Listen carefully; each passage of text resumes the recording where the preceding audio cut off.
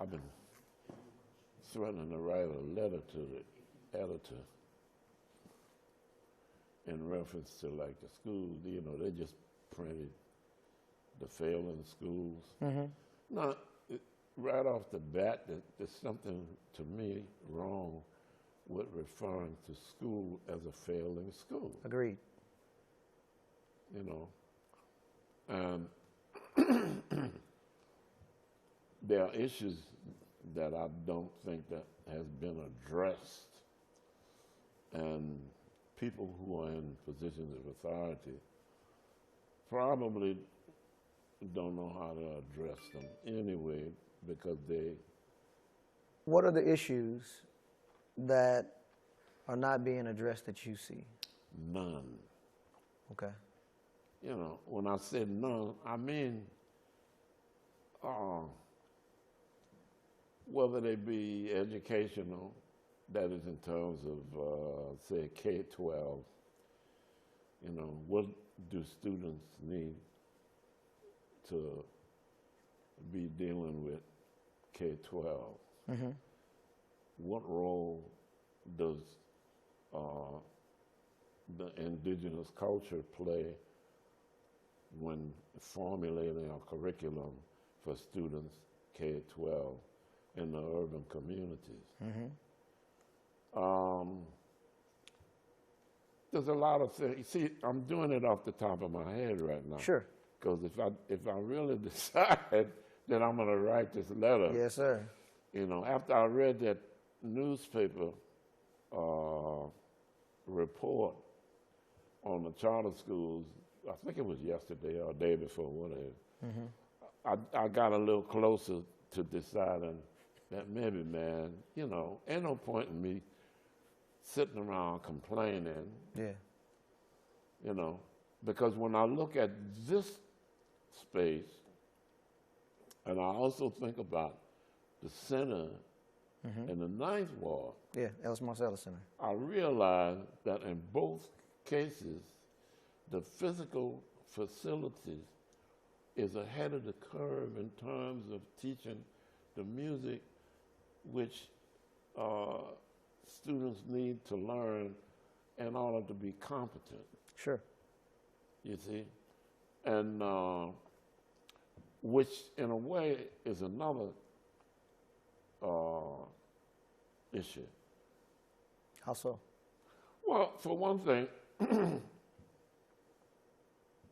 when I think about what I initially was saying about looking at the school system and what all, see, I'm reminded of something that Michael Jordan used to say when he was still playing. He said, "I'll take what the defense gives me." You've told me that over the years. You know, and I'm thinking that, okay, regardless of how one feels about charter schools, they're here. True. You know, you might as well complain about the rain or the sun. It's here. You know, as to complain about the charter school. And, but, you know, like for the most part, I've never worked in one. I worked in the old system for at least 12, well, more than 12 years. But,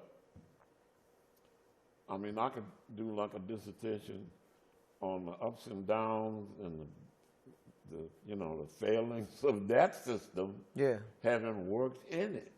Now, when you first started teaching, it wasn't in New Orleans.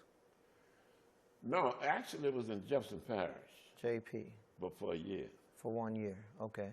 And then I went to Brobridge and... You talked to me about Brobridge. What was the difference in the experience in teaching in JP and teaching in Brobridge? Well, first of all, the principal at Shrewsbury School eventually was called John H. Martin.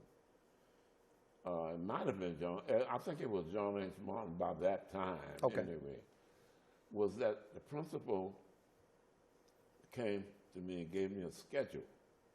They said, well, okay, here's your schedule for teaching. Okay. 3 of them was science classes. One was, I think, math, and the last hour of the day, he said, was for the band. Now, bear in mind, there's no band room. There's no instruments. Okay. There's nothing remotely connected to what I would do. You know, and this was like 1963, I think. Okay.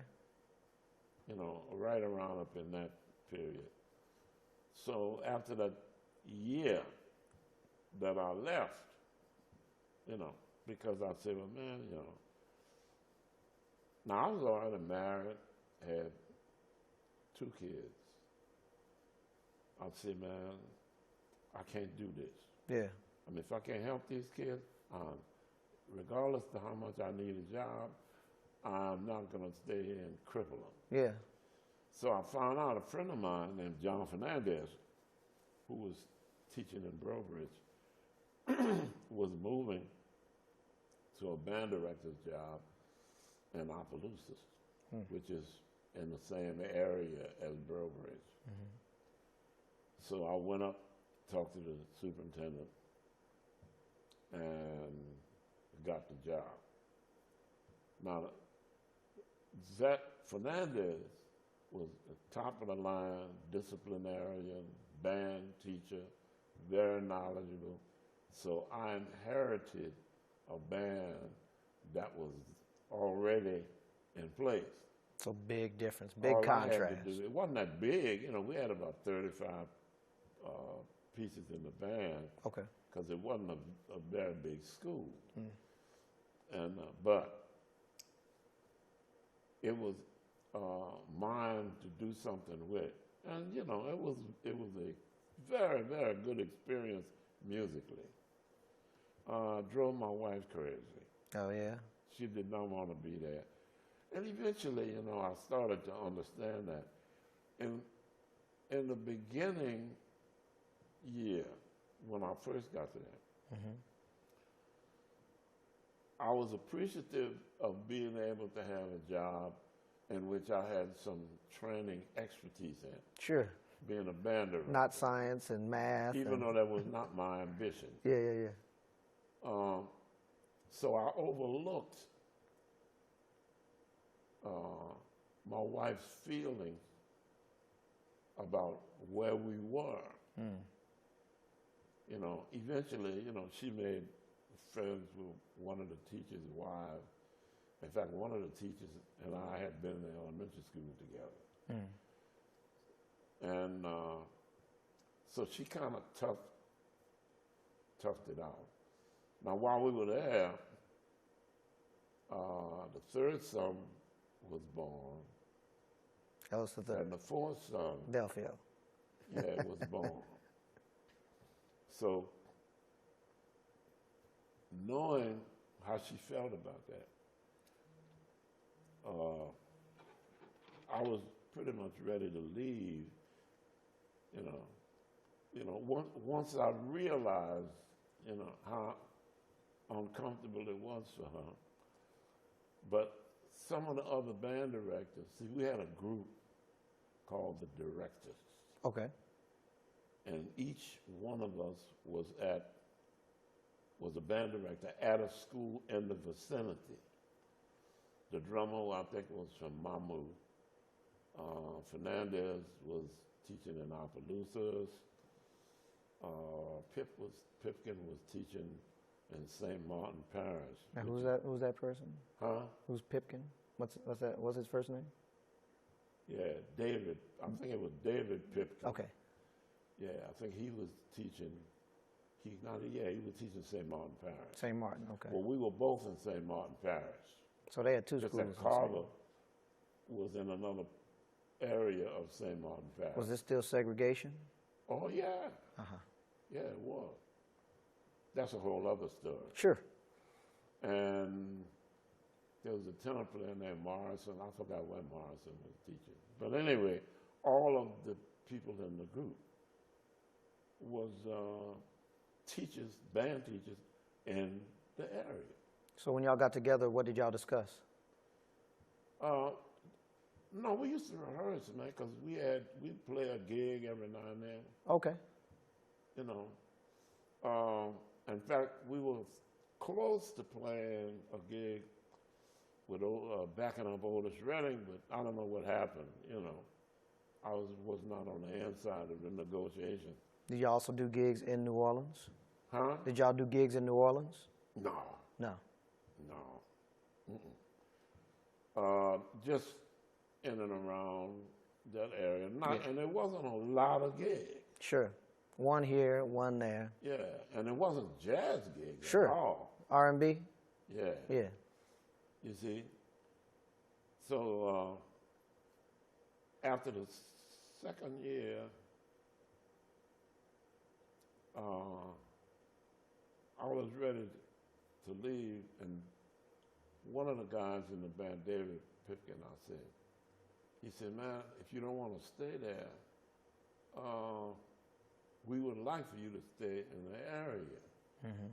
He said there's a possible chance of teaching music at an elementary school in Lafayette. Oh. Well, Lafayette was like super big town compared to Burbridge. So I said, because it would mean that, number one, I wouldn't have no halftime football shows. Number two, all of them Saturday parades. See, in that area, school bands participated in those festivals. Sure. The Yamberley Festival, Strawberry Festival, Crawfish Festival. Any all festival of they those could think festivals. of. But that's Yeah, basically yeah. what they did. All the high school bands. Yeah, in the area. Mm-hmm. And so that really made the job like, in some cases, 6 days a week, because we had to take the band out to somewhere, wherever the festival was. But it was still in the geographical vicinity. Sure. And so I went to my wife, and I said, you know, I got a chance to get a job in Lafayette. I said, it means that I won't have my Saturdays tied up, and I don't have to deal with no halftime shows or any of that. What you think? She said, I want to go home. That was it. So I left, and we came back to New Orleans. There you go. Now, in terms of the schools being segregated, while I was there, I was there through 1965. Okay. You know, after Lyndon Johnson shepherded that civil rights bill through.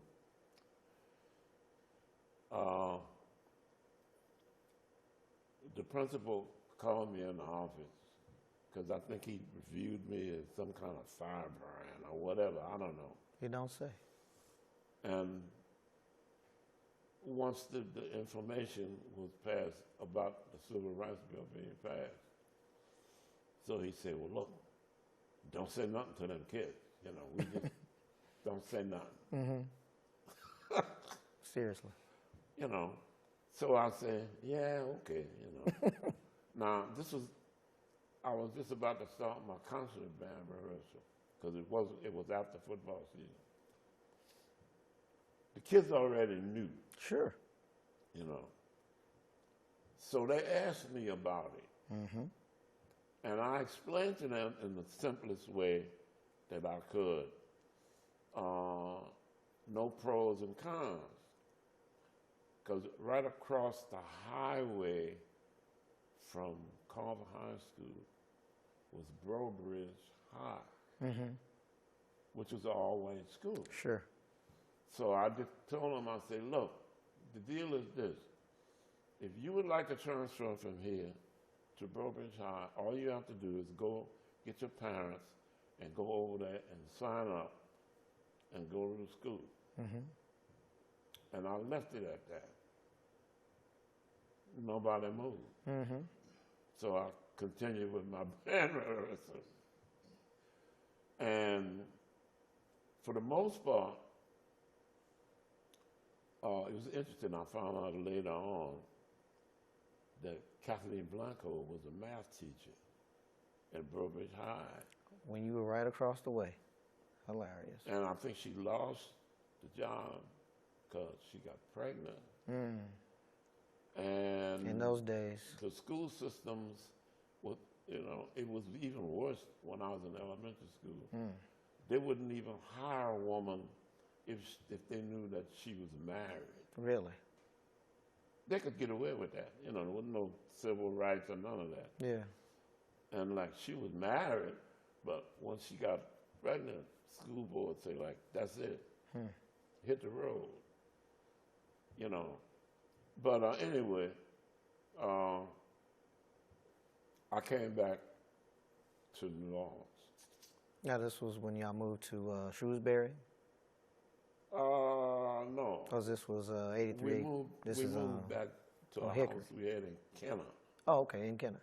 which is about maybe a good 10 miles from Shrewsbury. Okay. And we stayed in what they call Old Kenner, Okay. which is, I don't know how to describe that. But anyway, it was Kenner nonetheless. And eventually Dolores found this nice little house on Webster Street, which is still in Kenner. But it was a little better than the place we stayed in. And it's a little blondish brick house. So we moved there. We bought that house and we moved there. And let's see, what year was that? Let me see. Branford and Winton was still in elementary school.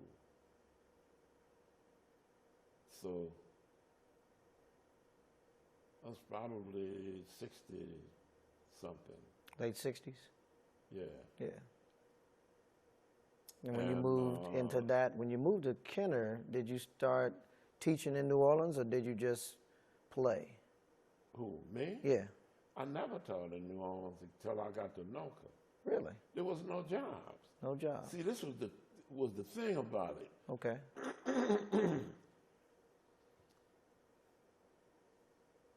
The schools, the universities, the black schools in the state of Louisiana,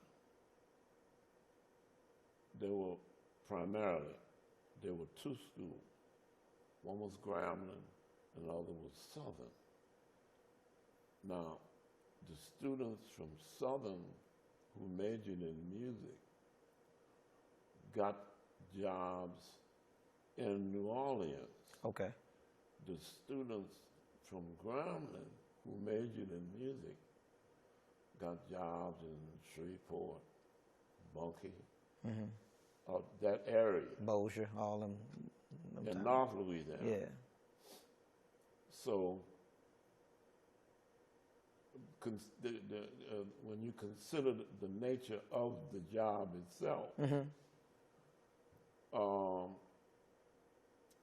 we would, when I say we, I was thinking, Alvin got a job, Alvin Baptiste. That's And so Southern. did Harold. Harold was teaching in the public school, and so was Alvin. At the time, they were, Harold was ahead of me.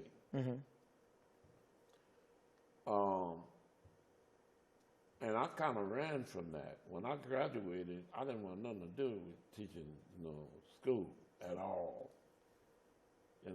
Why was that? I was gonna go to New York and play with the cats. Exactly why I came here. Basically. Yeah, I feel you. That's what I wanted to do. Didn't do that. But you did a little later. You end up going up there with Al Hurt's band, though. Going up where? Did you say y'all did some runs in New York? Yeah, but no, man. See, in 1967, I did join Al Hurt's band. Okay. But that band was located here in the city of New Orleans. When y'all playing on Bourbon Street? We were playing in his club on Bourbon Street. Gotcha. And Al was not one to want to go on the road anyway. He would go,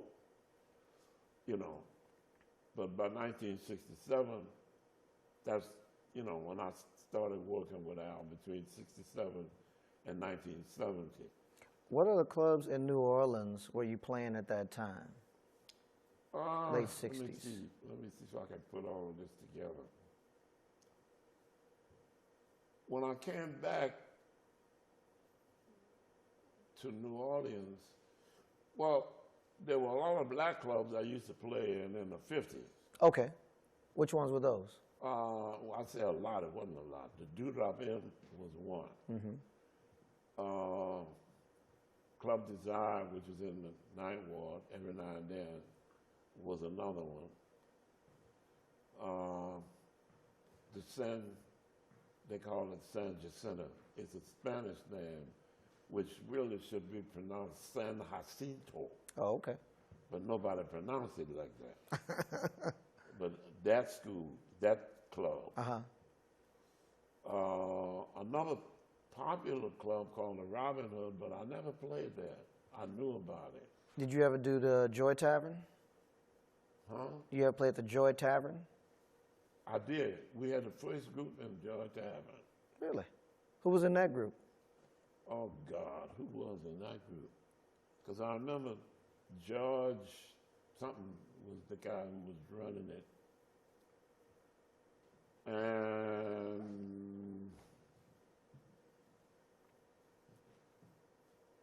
I don't remember, man. Okay. I have to really dig. It's all good. Because we didn't work that long. Because I think the owner of the club sort of fantasized the jazz club. Okay. So I was playing, and he did have an acoustic piano there. And maybe Chuck was playing bass. Chuck Beatty. Gilmet, I don't remember. Mm-hmm. You know, the electric bass hadn't taken over yet. Oh, okay. And I don't remember who was playing drums. But eventually,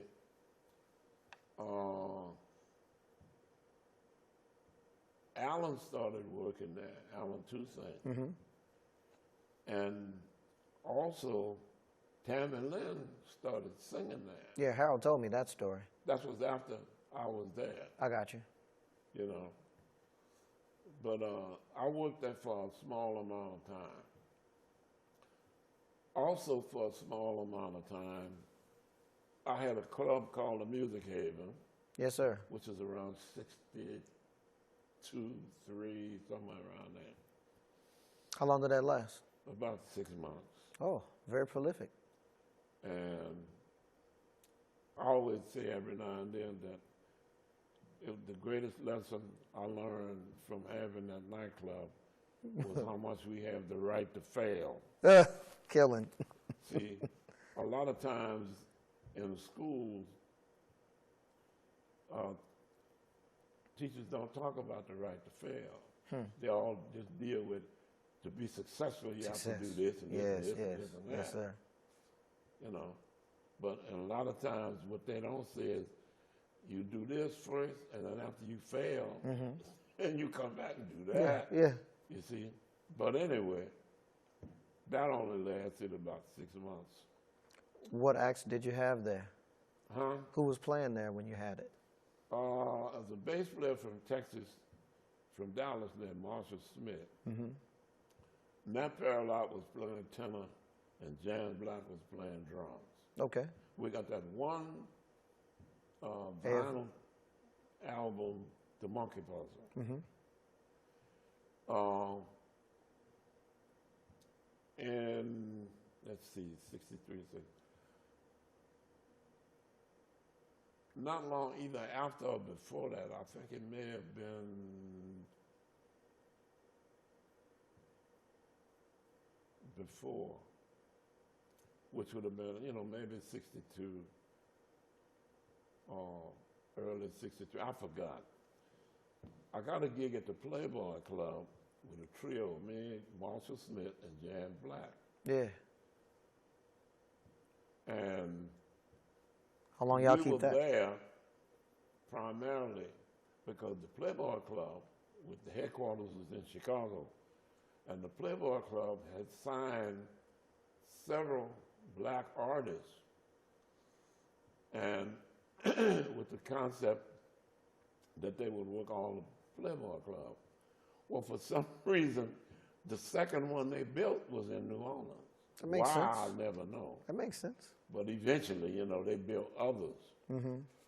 But anyway, that gig lasted maybe about 6 months, because when the black artists stopped coming, we was out of a job. Ah.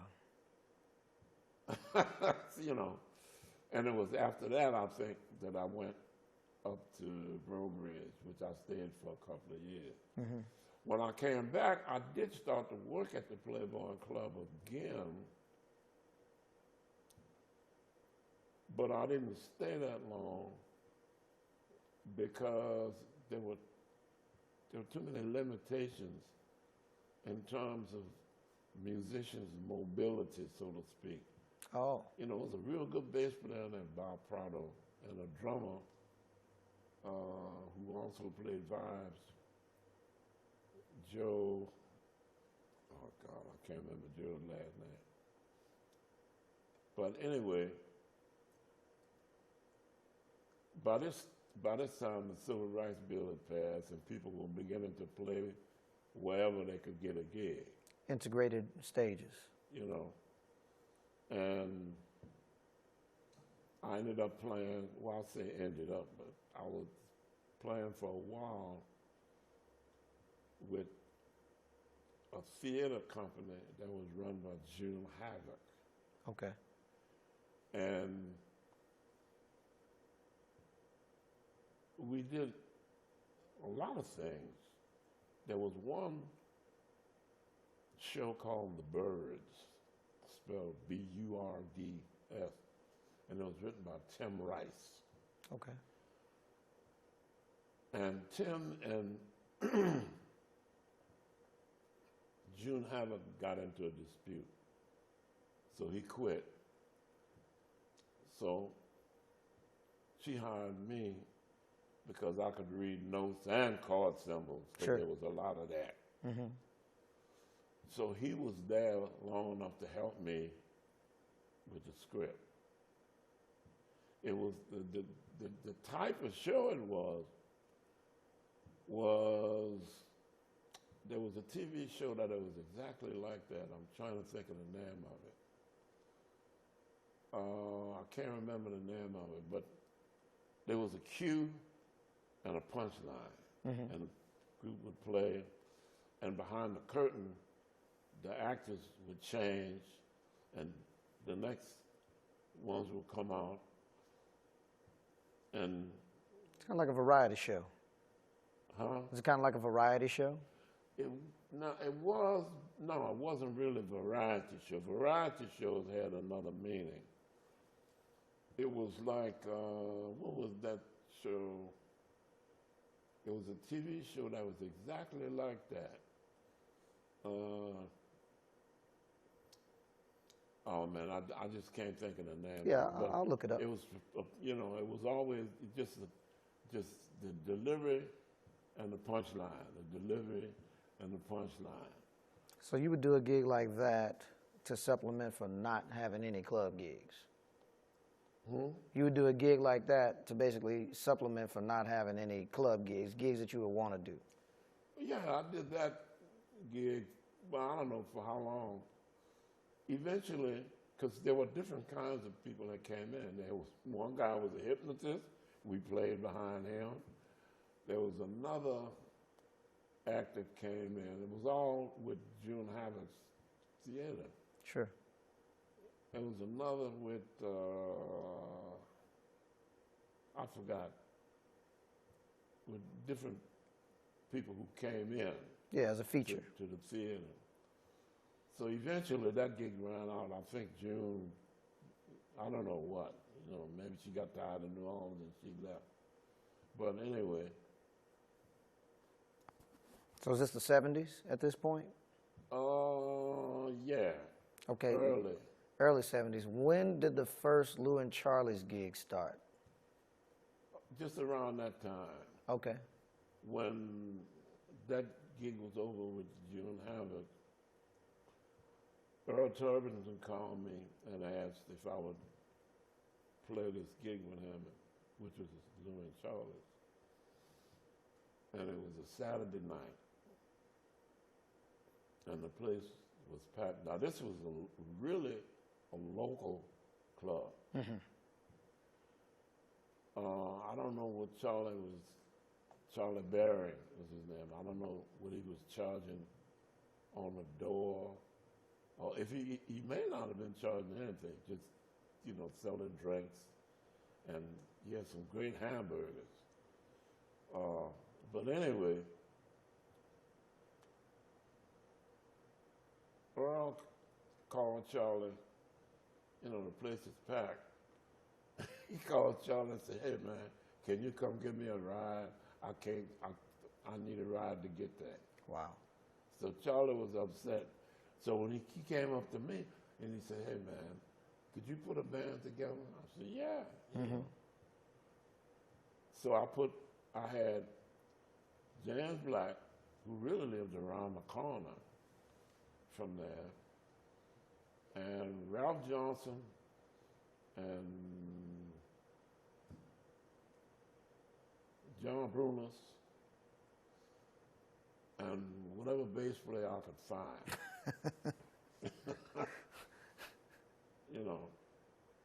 And eventually... Hell of a band. Huh? It's a hell of a band. So that's a hell of a band. Not really. No? I mean, it could have been. But there was not a certain level of stability. Oh, okay. Jams was writing stuff and I was writing. And I started writing, more like pop type tunes, like Hummingbird, that group that used to do that. Mm-hmm. And the thing that Marvin Gaye did, What's Going On, like Quincy did an arrangement of that with the solos and all of that. So we started doing that. Oh, okay. But Ralph and John Brunos, man, had the best tenor trumpet sound I think I ever heard. They somebody hired them to do something on the basis of that. But anyway, that gig lasted for a pretty good while, and I didn't have no other gig. That was it. That was it. Yeah, that was it. That was it. And by then we had like 4 kids, man. So is that when the Elm... 4 or 5. Huh? 4 or 5? You have to think about the year. You say 4 or 5. We'll figure it out. Actually, it was 5 because Mboya was born in 1970. Well, there you go. Yeah, it was definitely 5 by that time. Jason wasn't born yet. Yeah. So,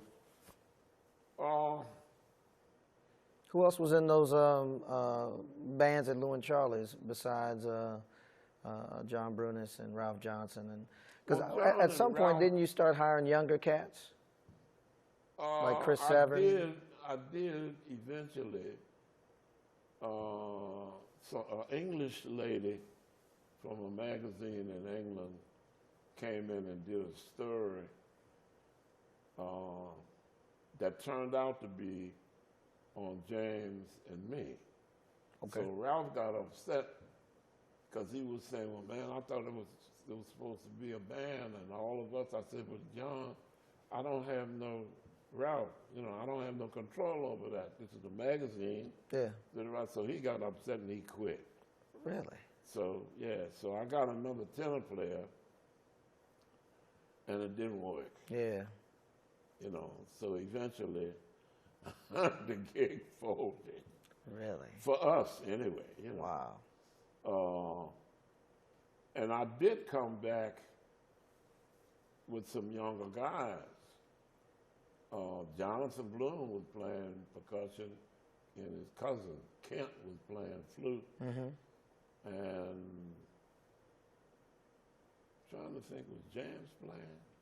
Was Chris Severn in that band? Huh? Was Chris Severn in that band? No. Okay. Chris was in a band called Vietnam. Really?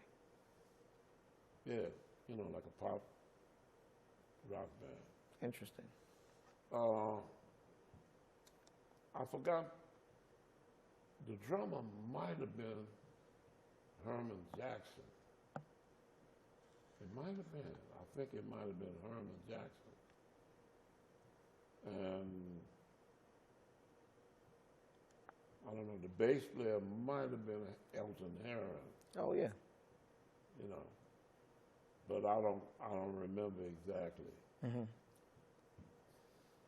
But that gig lasted for a while. But see, the thing about it is, I mean, were you right in the middle of part of something, Mm-hmm. and there's change occurring, you can't always analyze the changes, what the influences are, or what have you. Because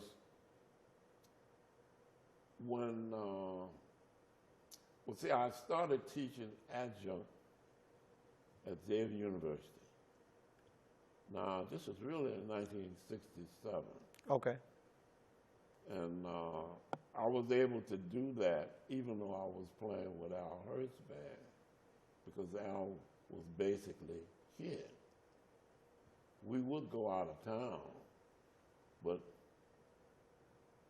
you know, maybe 2 weeks, maybe.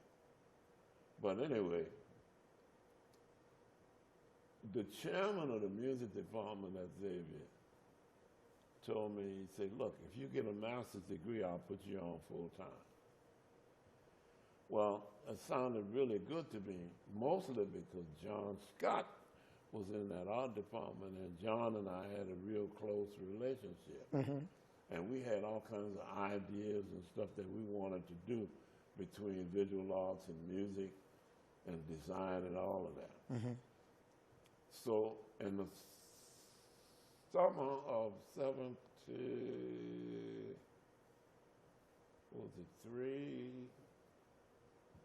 yeah, I think it was. It was summer of 73. I went to Loyola and enrolled in the graduate studies program, music education. And I also found out that because of Richard Nixon, he rolled back the GI Bill to the Korean War, in which my military service fell in right in that. So I had at least 2 years of GI That's all you needed. Bill that I had never used. Wow, that's perfect. Yeah, you know, so I said, okay, I can use this as long as it exists. So I picked up about 8 or 9 hours that summer. And sometime in August, Alvin Baptiste called me. Now, Alvin was on the faculty at Southern University. And he was also like an artist in residence in New Orleans for public schools. He would come and do different programs and what have you. Mm-hmm. So this lady, lady named Shirley Trusty, who eventually was Shirley Trusty Corey, Mm-hmm. she was involved with getting a grant to open an arts school, public school. So Alvin, that was his gig, if Sure. he wanted. But he said, well, I got too much time at Southern, so I don't want to leave that. So Alvin called me. He said, man, I think this is just right for you. At first, I didn't want it because I said, well, man, you know, I just got in graduate school and I got about 9 hours. Mm-hmm. And I was thinking in terms of going to teach at Xavier and really doing some stuff with John, what have you. Mm-hmm. So he says, well, man, why don't you just go for the interview? So I said, yeah, okay.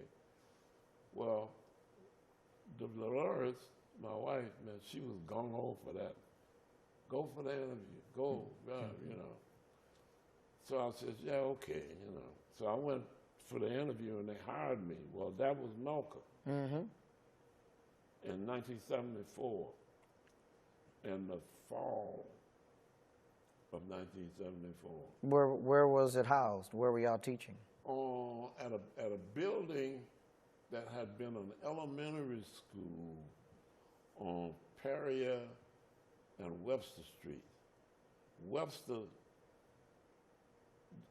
intersects St. Charles Avenue and runs all the way down to Perrier, which is perpendicular to St. Charles Avenue.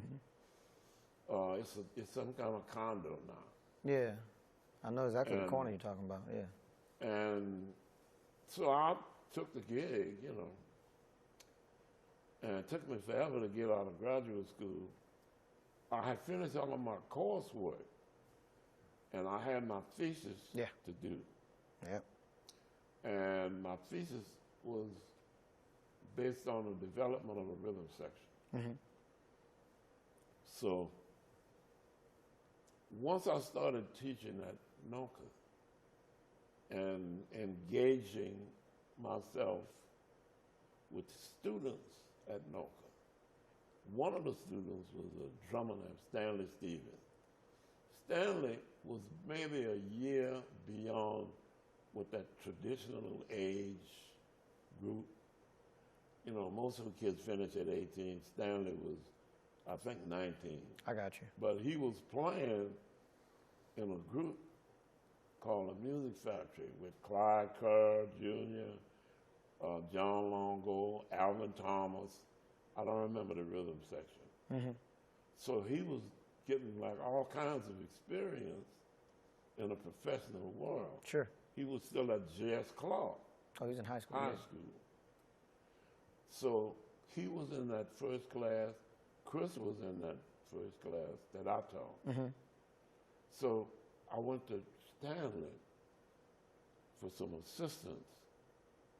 See, because when I got the job, my immediate impression was that, well, man, this is really great. Because when I was in high school, you know, you couldn't even think about trying to play no jazz. Now they done hired me to become one to bring a jazz presence, as they put it, to this high school. Well, what I would later find out was that these kids could care less about jazz. This is another generation, another time. So I went to Stanley, you know, to try to figure out what is happening with the students, you know. And he said, well, man, everybody's in the studio. I said, what do you mean in the studio?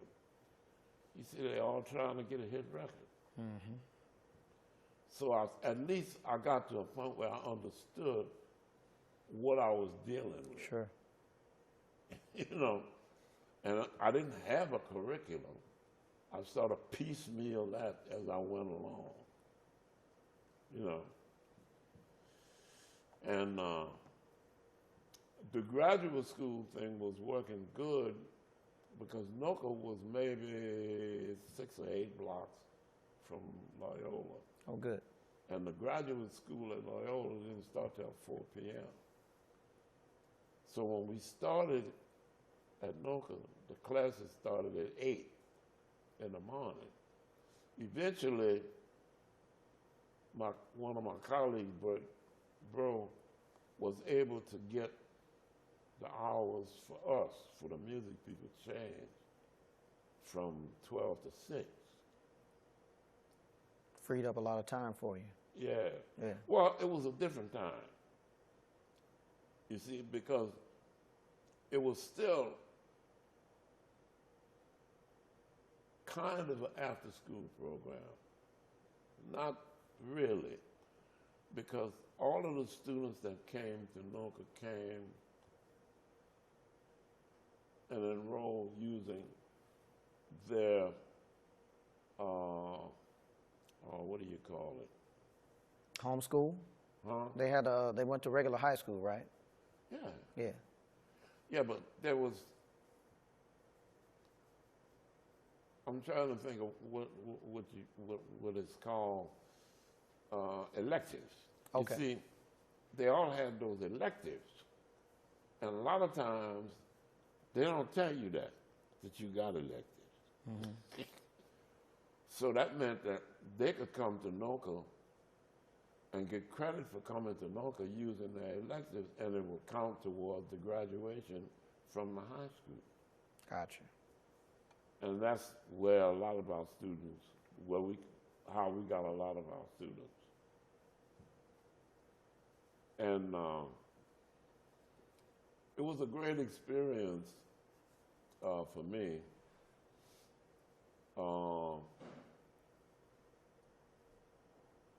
I ended up teaching a class. Oh, well, let me back up some. Okay. See, at the end of the year, once our students started to graduate, which would have been after 1975, and, we had students that was enrolled in, like, Oberlin. I don't know if we had anybody in Juilliard, but they were in music school. Mm-hmm. So whenever they would come back after their school was out, which is usually the first week in December, well, we had another week. Okay. Before the public school was closed for Christmas. So they all understood that they had to come back to the school. And Bert would call a meeting, and all of our students would be there. And like he just throw a question out to the students coming back. Like, okay, you tell us what we didn't do. And all of them said basically the same thing. We could have used more sightseeing and air training. So yours truly ended up teaching a class in sightseeing and air training for all of the students that was there. Mm-hmm. Now that was, I had taken a course at Loyola in which there was a book that was being used in that class, which is fantastic. I haven't been able to put my hands on it since then, since I stopped using it. But it was a book divided into two. The first part of the book had to do with rhythm, and the second part had to do with melody on two staves. But anyway,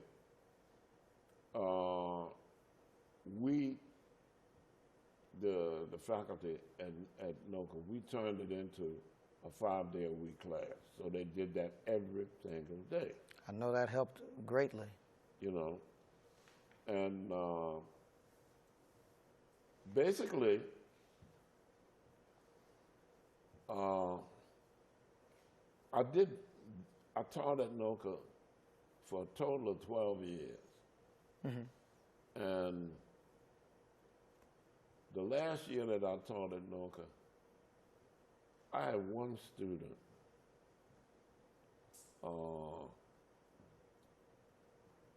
Marlon Jordan. That was pretty much it. And I didn't really understand how to recruit students. Because see, the principal, Tom Tools, that's what he would do. He would go to different schools and talk to the students about the system. His method was beautiful. He would talk to potential students about all of the programs that were offered, nursing, whatever. And then after he talked about all of those other programs, he said, and then there's NOCA. And he would talk about NOCA last, so that the students that he was talking to had, I don't know how much understanding they got of that, but anyway, they had the opportunity of hearing about other programs, and NOCA being a music program. Mm-hmm. And that was his method of recruiting students. So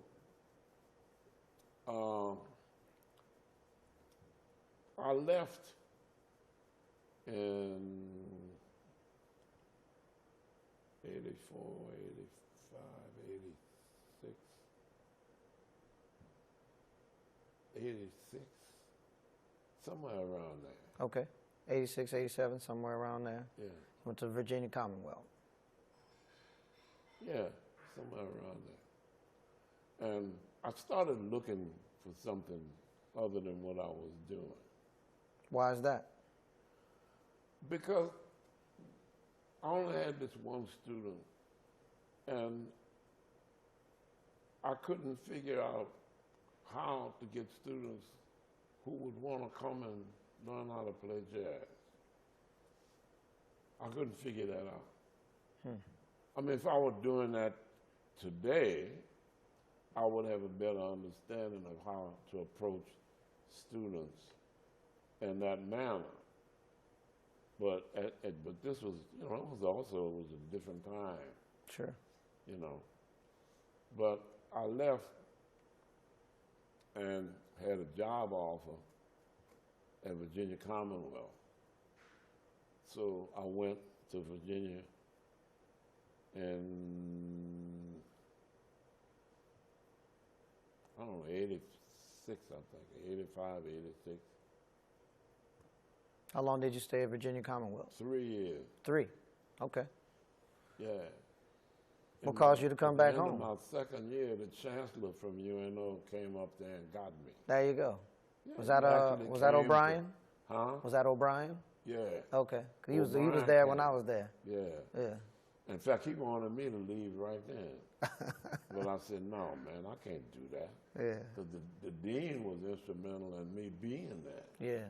So I said, I ain't going to do that to him. Yeah. So the following year is when, you know, I left because I at least had a chance to talk to the dean and tell him I was leaving. Sure. So I came back to New Orleans. Now, during that time, I was still playing, you know, scattered gigs in a way. There was a club in Washington, D.C. that I played every now and then. Not Blues Alley, is it?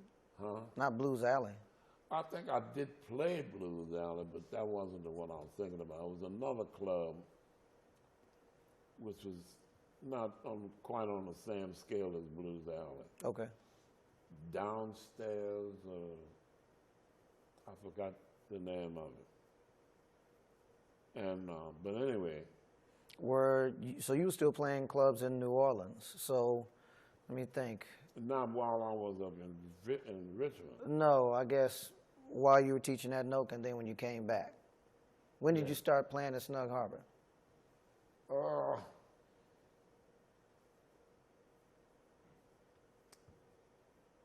When did I start?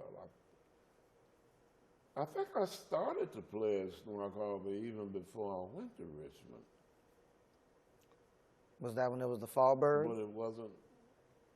Part of the time it was called Fallbird. Okay. When it switched the name, I don't know. But I know George Brumat was the guy who was really instrumental in helping. Mm-hmm.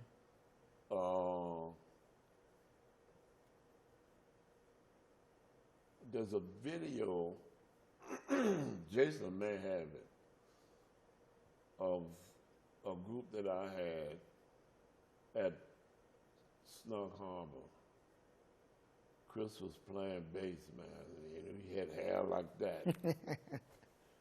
And I think Herman Jackson was playing drums. And BJ was singing. Oh, Lady BJ. No, wait a minute, that was another time. There was a tenor player from Houston, one of them Texas tenors, had been with Lyle Hampton, played that solo. Oh, Fathead? Oh, Arnett Cobb? Arnett Cobb. Yeah, there's a video of that. Yeah, on them crutches. Yeah. Arnett Cobb. I've seen that video. Yeah, well, Arnett Cobb was... Johnny V is on drums. Who? Johnny V. Johnny V was playing drums. Johnny Okay. V, Chris Severn, and you, and Yeah. Arnett Cobb. I've seen that video. Yeah. Okay. So that, This was like 83 or something like that. yeah, it was in the 80s, something like that. But that was when I started playing at Snug. But, it was not, I think I was, by this time, it was either just before I went to Richmond. Okay. Yeah, I think it was probably just before I went to Richmond. You So see? when you came back, did you have UNO students playing with you there? Who? When you came back, did you have some UNO cats playing with you at Snug? No. I'm trying to think. I had a trio. Because by the time I came back, Jason M. was playing drums, Bill Huntington was playing bass, Gotcha. and me. Gotcha. And eventually, I added Victor Goins, who was a music student at Loyola. We had a quartet. Now, wait a minute. That was before I went to Richmond. Because I remember I had played at Tyler's Beer Garden. Okay. I played there. Was that the duo gig with you and Steve? It was started out to be a duo gig Yeah. with Steve and I, and I did that for a couple of years. And then I stopped, and I went back, and I had a trio. I think it was on Wednesday nights. I had a trio with Noel Kendricks and Reginald Veal. Oh, wow. And Victor just used to come and sit in. He wasn't on the gig. And Fred Laredo, who I thought was a real good club owner, he would started to bring different people in, because I think one time Sonny Stitt he brought him in, but I wasn't on that gig. But there were also people, I remember one night, I know what it was. He hired Jermaine Basil. Oh, okay. She told me And about her Jermaine time was there. singing with us, with that group, with Victor, Reginald Veal, and Noel Kendricks. And I remember one night in particular, we were on the last set. And I think Vic was probably sitting in with us. But there was a guy who came and was exiting the club. And he came up to the bandstand and he said, "Man, I'm one of Johnny Carson's producers, man. And what you guys are doing, we can't get that in New York." And I'm saying, what? And I think eventually, as I began to go more in and out of New York, a little bit later I found out about that. Yeah. See, when I first started going in and out of New York was with Al Hurst's band, because Al has his business, his management in New York. So we would always have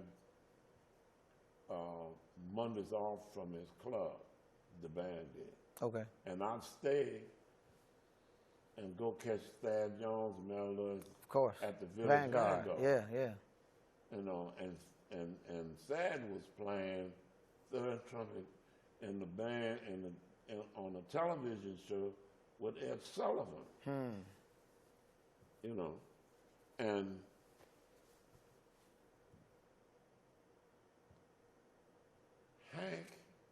think was playing on that same gig. I know he did Television. CBS for a while. Huh? I know he did CBS for like 25 years. Yeah, well, that was on CBS. It was on CBS. Yeah, he was the house piano player. Yeah. Yeah. So he, when Thad started the band, because he asked me about joining the band, and I had to tell him, I said, well, man, I don't live in New York. Yeah. I'd love to do it. I don't live here. What would Miss D say? Huh? What would Miss D say about living and moving to New York? Man, I don't know. It didn't get to that. Didn't even get there. It didn't even get to that. Yeah. But, because Sir Roland Hannah was playing piano in the band, and Richard Davis was the bass player. Cats. And Mel Lewis was playing drums, and Thad was directing the band. That was something that you had to see Yeah. as well as hear, Harold told me the same thing.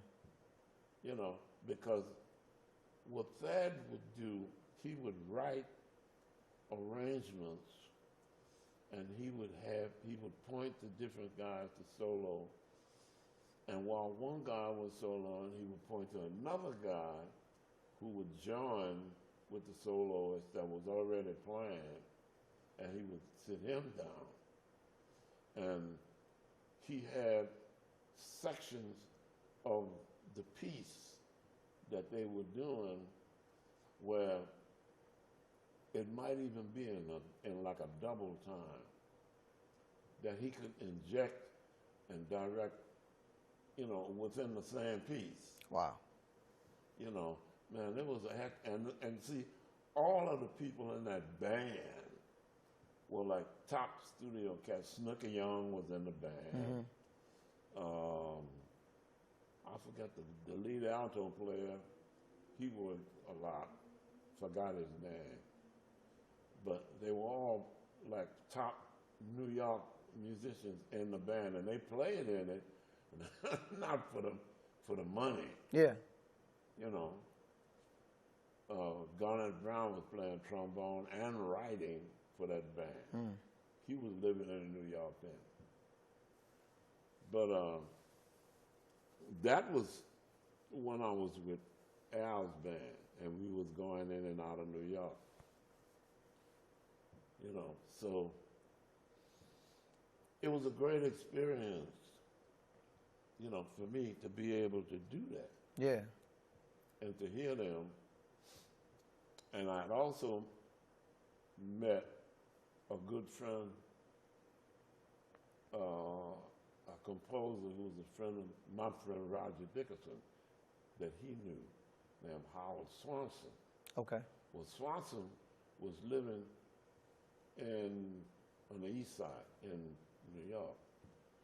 So every time I would go, I would always make it a point to go to his house, because I always learned piles of stuff just from sitting there and not saying anything.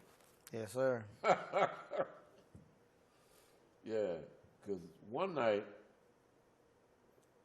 evening, I had to rent a car, because Al would rent a couple of cars. And I happened to have it, and Howard had 3 pieces for voice and piano that a singer named Naomi Pettigrew, who was a soprano, was singing at a church in Harlem. So I said, well, Howard, do you want to go hear this? Well, I don't know, man, you know, what time is it? You know, one of them things. And the closer it got to the time, the less he asked about what time it was. So we did go, you know, to the church and listen to 3 of Howard's pieces, as well as other spirituals that this woman sang, you know, at this church in Harlem.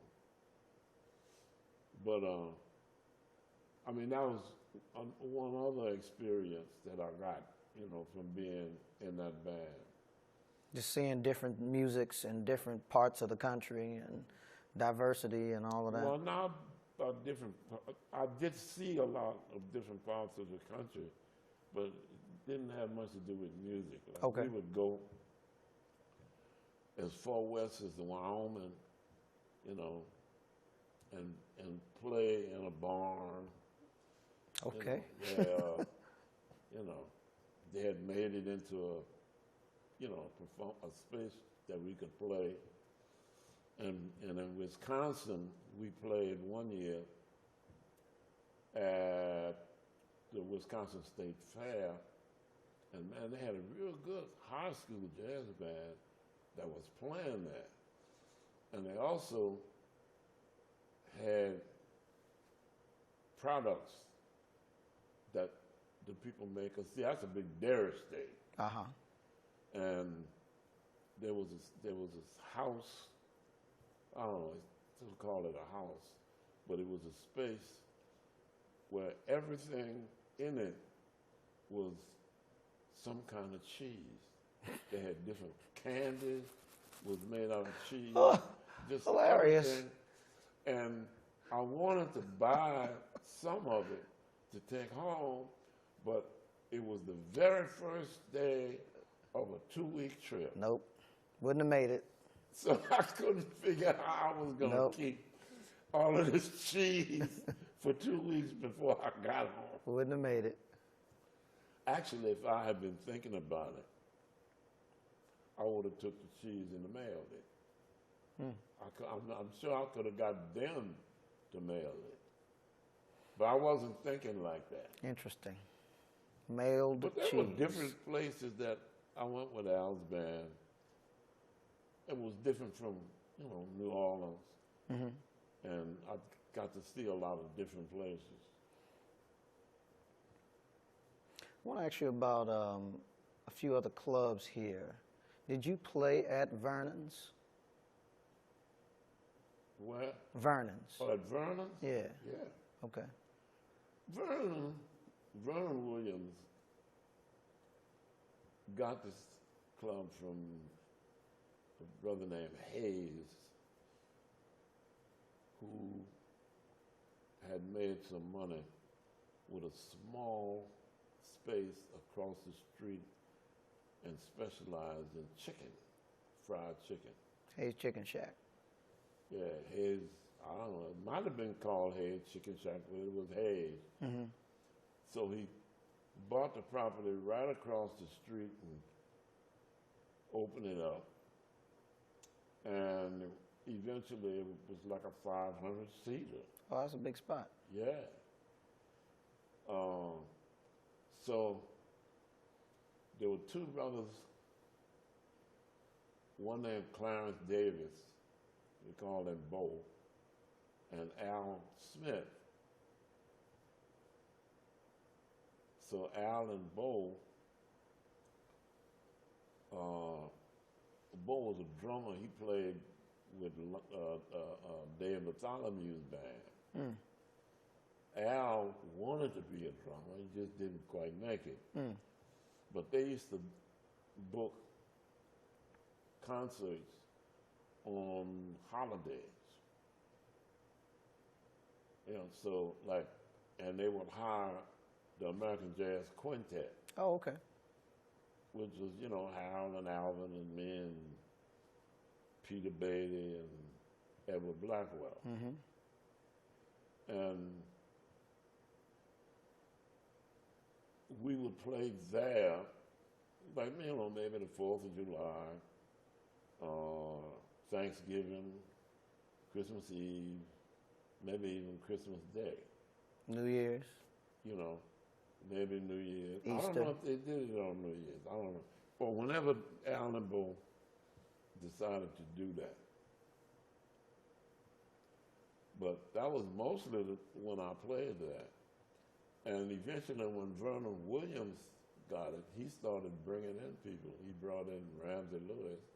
He brought Train in. Yeah. That's where I met Train. How was that gig?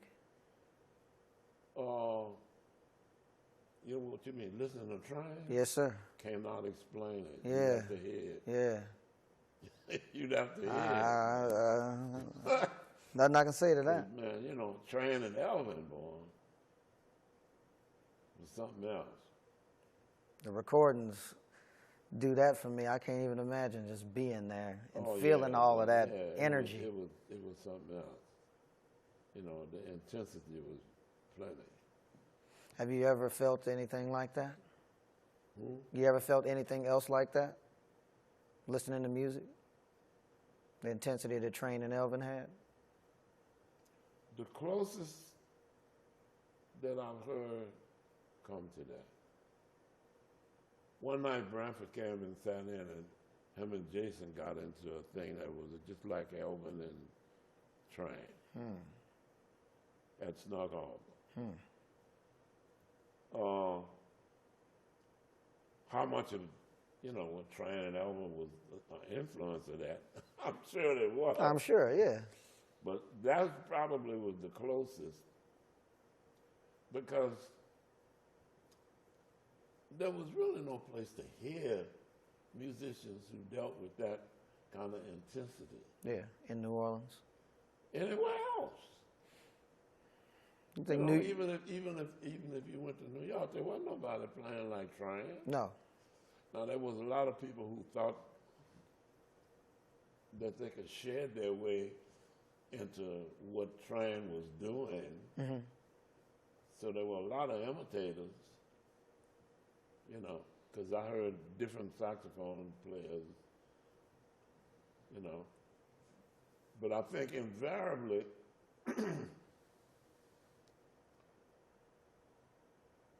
Tran may have been, I'll have to qualify this because I haven't did any real studies.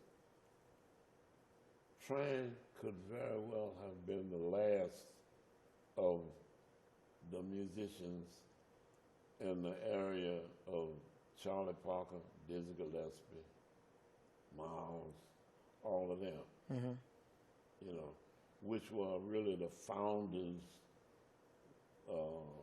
the founding fathers of the music, which extended from Louis Armstrong. Sure. And, you know, Tran might have possibly been in his group. Because Tran told me something in 1963, and I found it incredulous in the beginning. He said that he had been in in San Francisco playing at a club. I don't remember the name of it, the club. And he said that the club owner said that the problem he was having was that they didn't have any groups. So when, you know, like Tran said that, I'm saying to myself, well, I know I can't be challenging what Tran is saying. But once I realized more about that business and like the Blue Note $80 sessions and stuff that they were doing. Oh, yeah. Because I always thought that every time I spent, it was about $3 then, to buy a vinyl recording, I thought that was bad. You see? So all of these different people whose music I bought with the vinyl, record company, you know, with the exception of maybe Art Blakey, because Blakey had a band up until the very end. But Blakey's band and Miles's band were two of the same kind of thing. Sure. People floated in and out. You know, like Tran's band. Them four cats. Yeah. Ride or die. That was it. Yeah. You know, and other than that, the only other band I could think of was the Modern Jazz Quartet. That was a band that stayed together for 40-some plus years. Yeah. So you think the fact that bands don't stay together to develop, to get to that level of intensity, that's what kind of stopped, Tran is like the cap on that. Well, regardless to the intensity, the point is, I mean, MJQ didn't have no whole lot of intensity, but it was a band. I understand what you're saying. And like the more you understand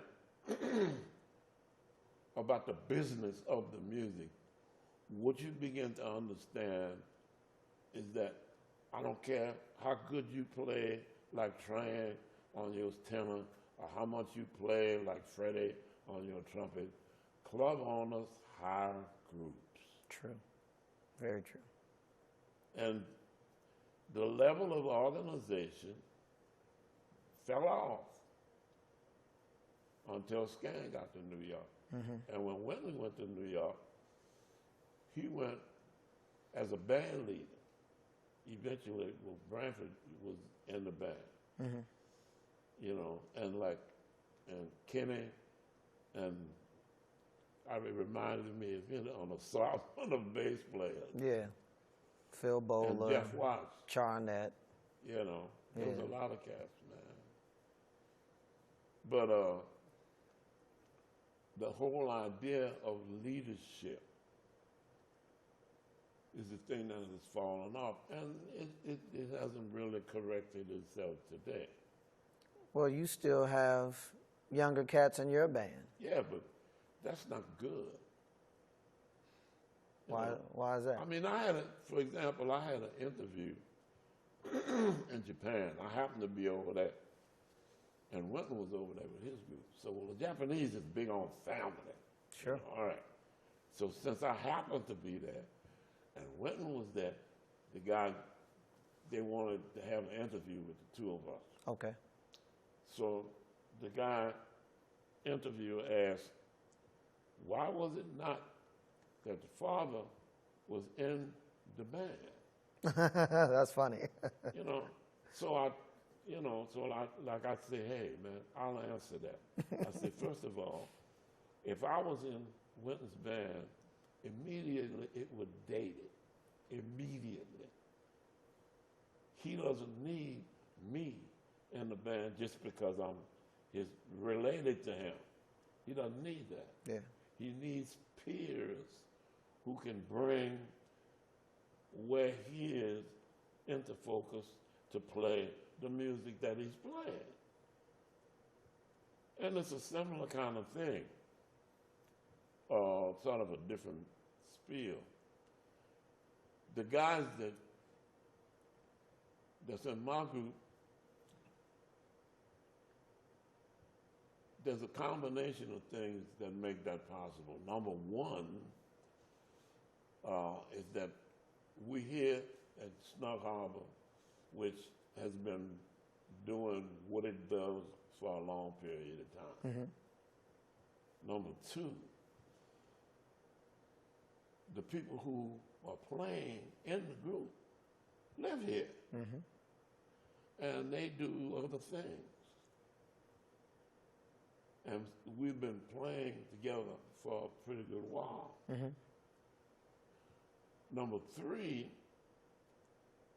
because I have reached a certain status, people come from different places and pay the admission price at Snug Harbor. Yes, sir. To hear me. Understood. You know, they don't really care who's the sideman on. Yeah, they coming to hear you. Yeah. Yeah. So that means that I'm in a position to utilize some young musicians and give them a platform, you know, so that they can play. It's kind of in a way like what Blakey said he wanted to do. That's what I was thinking about. You know. But for the most part, that's essentially why I wouldn't necessarily include what I'm doing with this quintet in the same situation. Because eventually, the guys that's in there, either they are going to become leaders or play with somebody else's group to whatever extent. Because, you know, I don't even know how long I'm going to be able to do this. Yeah? No? I mean, like my last birthday, I was 85. There ain't a lot of 85-year-old band leaders around. Well, I'm glad to be looking at one. Yeah, well, like I said, I don't know how long I'm going to be doing this. But uh, I think there's a lot of activity happening. Some of it in universities, which offer opportunities for the music to be played in these jazz studies programs. I mean, the universities that's really serious about having jazz studies programs, not all of them are. Very true. You know, I was in one university where the chairman of the department had a whole bunch of rock and roll guitar players enrolled as jazz studies students because it fattened up. The roster. Yeah, it fattened up his budget. Yeah. You see? And in a situation like that, you know. And for me, that makes it worse, actually. Huh? For me, when people do that, that makes the entire quote-unquote jazz in the university situation worse. Well, it depends. First of all, chairmans come and go. The university is going to be there. Mm-hmm. It reminds me of when Winton called me. He was going into his second year, I think, at Juilliard. He said, man, Art Blakey called me and wanted me to join his band. What do you think? I said, man, Juilliard's going to be there when all of us are dead and gone. Art Blakey ain't. Yeah, yeah. So if you got that chance, Go do it. take it. Yes, sir. You see? So I don't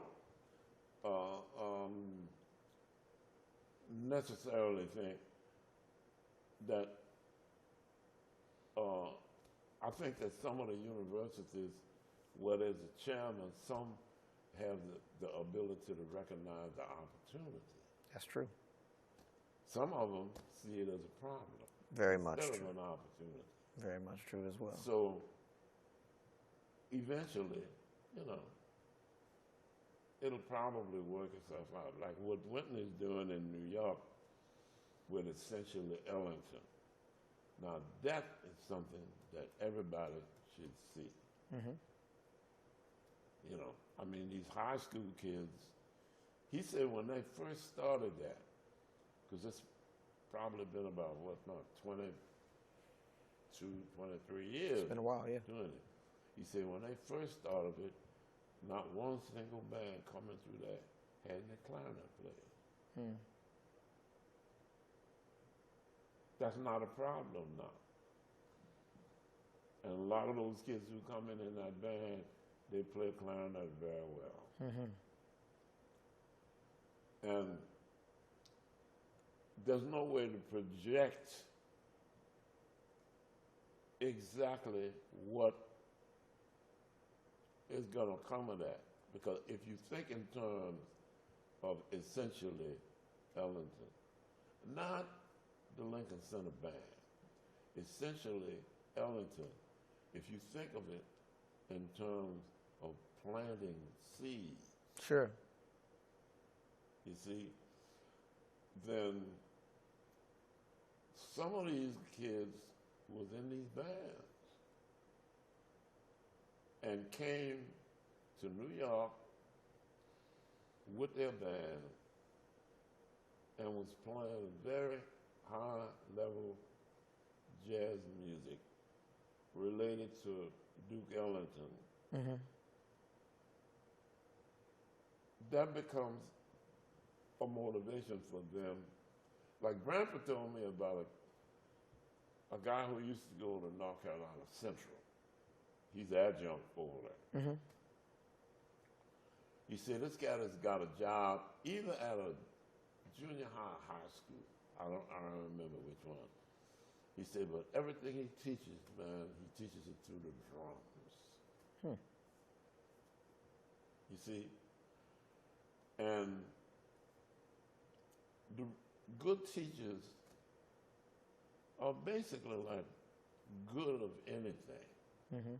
You know, they don't come by the truckload. You see? And some of those kids in those bands, we don't know what they're going to really do. And even if they don't go into music, there were three guys. See, it was three. It was two or three. There was one guy who came from the University of North Carolina.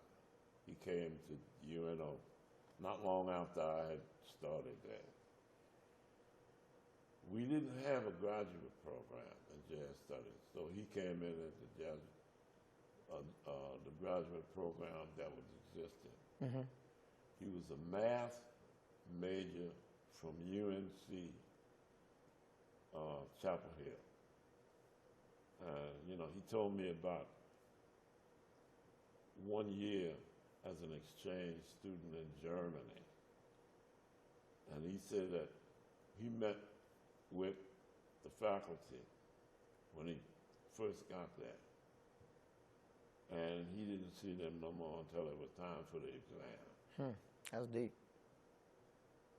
Now this guy played well enough to be in Don Harris's band, make a CD on his own. Mm-hmm.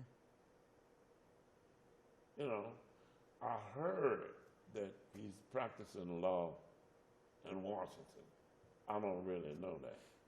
Oh, is that Andrew Adair? Adair. Yeah, I know Andrew, yeah. You He know. played too. And there was another young man I met in Seattle who was a sophomore in high school at the time. I saw him later on. He was a student at Juilliard. And I think Victor or somebody said that he went to Columbia. He's a piano player. He went to Columbia and got a law degree, and he's practicing somewhere. You know, so it's really hard to know. You know, it's like the pollen, and the air, wind takes it. Drops it where it drops it. You know, and the bees find it wherever it is and take it to make honey. I think that's the biggest takeaway I have seen from the essentially Ellington situation. It's, if nothing else, creating more awareness to great music and great artists. So it's by far serving that purpose. A lot of young people that's their first entree into the music, an essential Ellington program. Yeah, if they're fortunate enough to have the good music teachers and the support. Because I only went up there once, and the band director at least one school, maybe more, but at least one, you know, he acknowledged the principal was there, and then parents, they were there, you know, so you get an infusion of support peripherally. Sure. Not just from the school board, not just from some money donated. You get the support across the board. And there's just no way of determining what that is. You know, because you know, America's a very strange place. I mean, we're still trying to figure out how to deal with a democracy. Very true. You know. I see you got your voted patch on. On the outside, you voted. Lord, I never took it off. Just let us all know that you are serious about the vote. Yeah, I never did take it off. So. No, you got to be proud. Be proud. Just let it be you. Man, look. I've been voting since I was 21. My father and several of his friends, we were all living in Jefferson Parish. And he went like door to door, knocking on people's door. You know, trying to get them to come out and register and vote. There was no problems. The sheriff knew him, knew what he was doing. So that there was really no problems. So by the time I was Now, this was in the 40s. Yeah. So by the time I started to vote, I was not aware that that was a problem to be able to vote. You didn't know about poll tax and all of that stuff. Or they didn't have that here. Gotcha. They had that in Mississippi, Yes, sir. you know. But I didn't really know that anybody had a problem voting, except my father had this motel, and at one point in his business, he had as many as 9 people working. And if you didn't vote, you didn't work for him. On that note.